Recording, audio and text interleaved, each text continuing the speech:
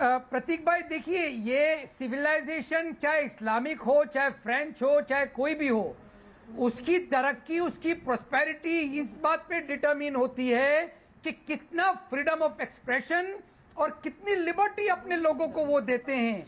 अगर ये तालिबान वही तालिबान है जिसने ज्यादतियां की, जिसने लिबर्टी अपने लोगों को ना दी, तो भारत पूरी तरह से आजाद है उनके साथ में डील करने के लिए। लेकिन सवाल यहाँ पर यह है प्रतीक भाई, मैं ये चाहता हूं भारत का रुख जो है ना, वो ऐसा रहना चाहिए कि वहां के जो लोग हैं, वहां का सिविल पॉपुलेशन भारत को बड़ा मानता है, उनकी किसी भी तरह से उम्मीदों पे हम पानी ना फेरें। अगर हमने इनको एक ओपन स्पेस दे दी तो ये पाकिस्तान और चाइना के हाथ में कठपुतली बन के रह भाई, मैं आपको बहुत अरसे से जानता हूं, आप मुझे बहुत अरसे से जानते हैं। मैं आपको कहना जो स्क्रीन पे जो विजुअल चल रहा था, मैं अपने राजेश जी से कहना चाहूंगा, वो जो विजुअल चल रहा था, वो विजुअल फिर से दिखाएं, जरा विजुअल दिखाएं। वो जो विजुअल चल रहा था, जो प्लेन पे चढ़ने के लिए लोग, हाँ अतीकुर रहमान साहब, ये विजुअल है कि जिसमें प्लेन पे चढ़ने के लिए हजारों की संख्या में ऊपर लोग भाग रहे हैं।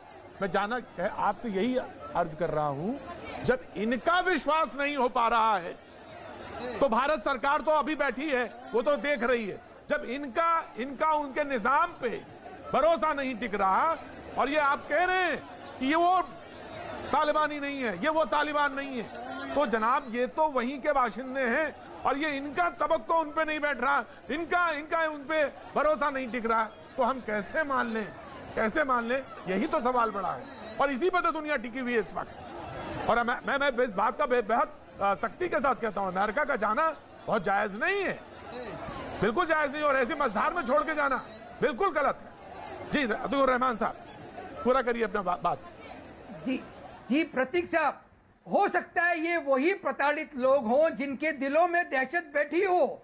देखिए, हमको वही तो देखना है, और भारत को तो बड़ा अहम रोल निभाना है यहाँ पर, क्योंकि अगर हमने इनको स्पेस दे दी और छोड़ दिया तो ये और ज्यादा मुसीबत बन जाएंगे हमारे लिए। हमको हर वो डिप्लोमेटिक कदम उठाना है जहां पर वहां का सिविल पॉपुलेशन भारत के लिए वही इज्जत बरकरार रखे अपने दिलों में जो हमेशा से हमने उनके अंदर कायम रखी थी।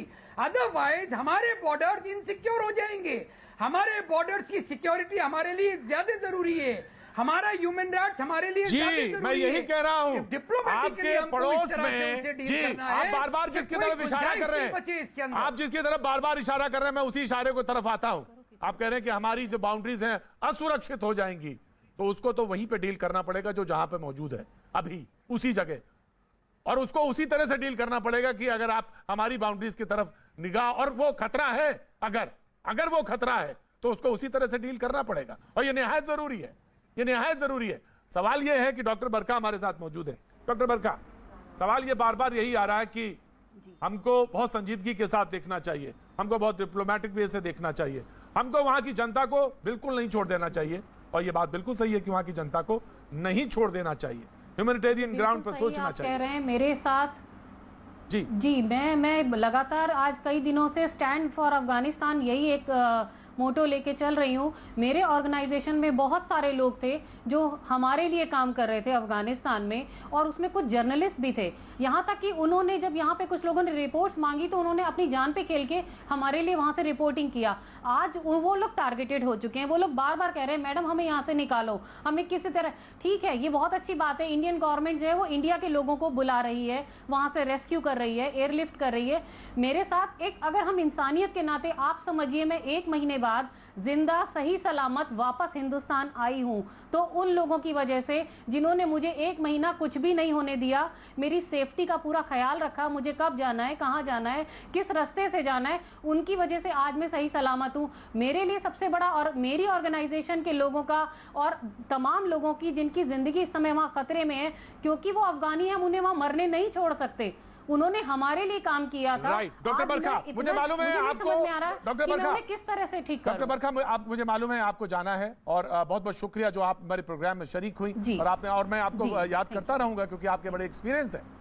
मैंने एक बहुत अभी कुछ अरसा पहले मैंने देखा Shadab Chauhan stand for Palestine एक स्लोगन लगा हुआ देखा मैंने, और मुझे लगा ये बिल्कुल ठीक है, पैलेस्टीन के लिए खड़ा होना चाहिए।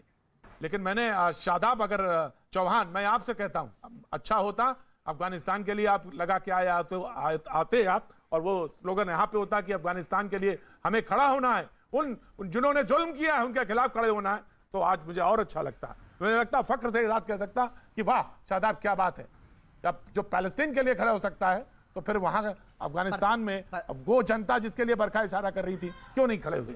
शादाब चौहान। प्रतीक जी, मैंने ये बात जब उस समय काबुल टेक ओवर नहीं हुआ था तब मैंने ट्वीट करके कहा था ये बात कि प्रधानमंत्री जी से भी कि अगर कुछ लोग हमारे वहां युद्ध के हालात में हमारे या कोई भी लोग फंसे हुए हैं तो हमें ह्यूमैनिटेरियन ग्राउंड पर उनको अपने यहां आने की अनुमति देना चाहिए। उनको अगर ये बात नहीं कह रहा हूं मैंने सवाल कुछ और पूछा शादाब, मैंने सवाल कुछ और पूछा शादाब चौहान। सवाल ये पूछा है अफगानिस्तान में जिन्होंने जबरदस्ती की है, जबरदस्ती कब्जा किया है और जिस तरह से डेमोक्रेटिक राइट्स कुचले हैं, तो वहां की अफगानिस्तान की जनता के लिए खड़े होने के लिए आपने स्लोगन क्यों नहीं लगाया, वही स्लोगन जो आपने पैलेस्टाइन के लिए लगाया। बिल्कुल, पैलेस्टाइन और इजराइल का दो कंट्री का इशू था और यहां इन्वेडर्स थे अमेरिकन और ज्यादा, ये तो और इन्वेडर्स से टेक अगर कोई ओवर इन्वेडर है, अफगानिस्तान की गवर्नमेंट तो डमी थी। जी जी ठीक है, मैं उस पर तो मसला होता ही रहेगा। Shehzad Poonawalla ji, of course you reply. Shehzad Poonawalla, देखिए एक चीज प्रतीक जी एक चीज आपको समझनी होगी, ये वही शादाब है जो बिना सबूत और बिना कोई एक केस के भी हिंदुओं को आतंकवादी कहने में संकोच नहीं करता।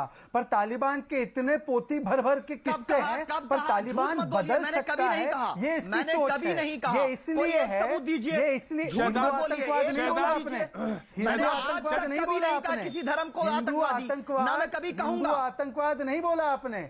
क्या आपने हिंदू आतंकवाद के विषय पर कभी डिबेट नहीं की है? झूठ मत बोलिए। समाजवादी पार्टी के आप सहयोगी रहे हैं और समाजवादी पार्टी के साथ मिलकर आपने इस मुद्दे पर तो बोलिए कि साध्वी प्रज्ञा नहीं है आतंकी। समाजवादी पार्टी एक अलग इशू है, उनकी पार्टी का मामला अलग है, उनकी पार्टी अलग है, उनकी पार्टी अलग है। मैंने कब कहा? मेरे पे झूठा आरोप क्यों लगा रहे हैं आप? शहजाद पूनावाला जो भी शहजाद पूनावाला लगाएंगे, शहजाद पूनावाला शहजाद पूनावाला जो भी इल्जाम लगाएंगे तथ्यों के साथ बात कहेंगे। शहजाद पूनावाला जी, तथ्य के साथ ही रख रहा हूं।